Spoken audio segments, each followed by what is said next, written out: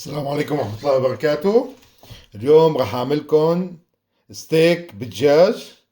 عندي هون شوي دجاج شرحناهم، وهلا راح أول شغل نحط الملح. عندي هون تقريبا شي كيلو.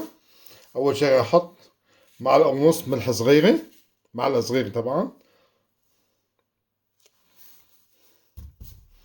راح أحط معلقة صغيرة فلفل أبيض، بابريكا حلوة نص معلقة. عندي حب هال مطحون كمان نص معلقة. جنزبيل ربع معلقة. وهنحط شوي زعتر كمان، هاي بتعطي نكهة كتير طيبة. وهنحط شوي زيت نباتي. طبعا هو زيت زيتون بصير، بس نباتي انا بفضل الستيك احسن، بس اللي حابب يحط زيت زيتون ما في مشكلة. هلا بنخلطهم هيك بهالطريقة مشان نجانسهم مع بعضهم.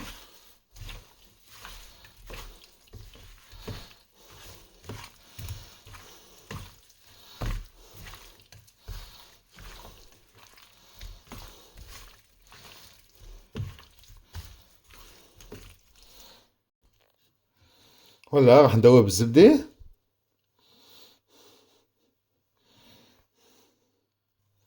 هلا رح نحط الدجاج نقليهم بهالطريقة هيك.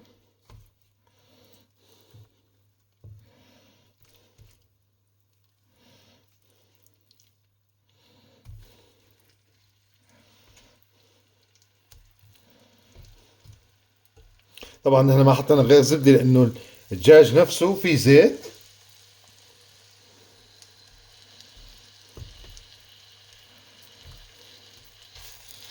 ونحطهم على الوجبتين هيك. تمام تمام إن شاء الله. هلا بنقلبهم هيك بهالطريقة عشان ياخذوا وجه.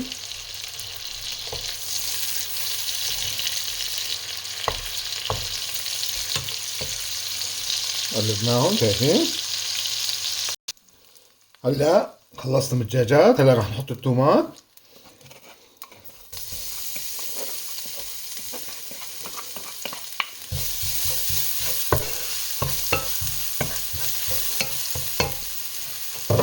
رح نحط بس شوية زيت صغيرة، ما راح نكتر.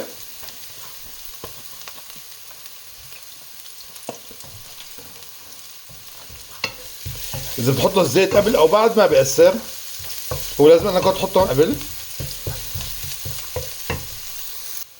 بس احمروا التومات بنحط الحامض.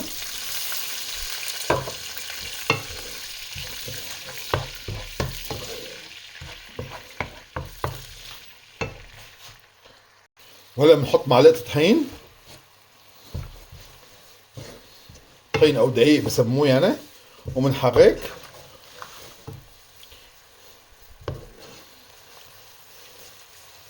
بنحط كاسة مي كمان.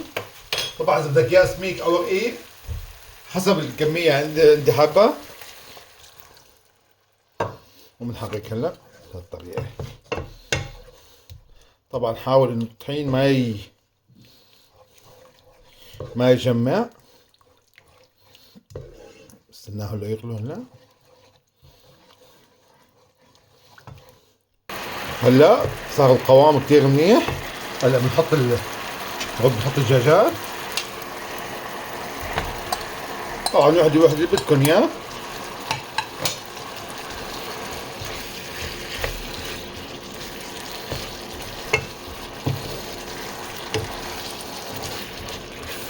خليهم تقريبا شي 5 دقايق او اقل شوي. 5 دقايق يعني مشان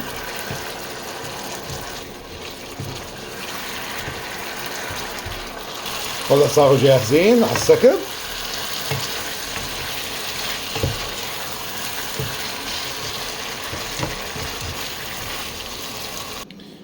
هلا صار ستيك دجاج جاهز. صحتين وهنا. اذا عجبكم الفيديو دعمونا بلايك وشاركوا بقناتنا واعملوا شير بين اصدقائكم عشان نشوفوا كيف ستيك دجاج بنعمل بطريقه كثير سهله وبسيطه.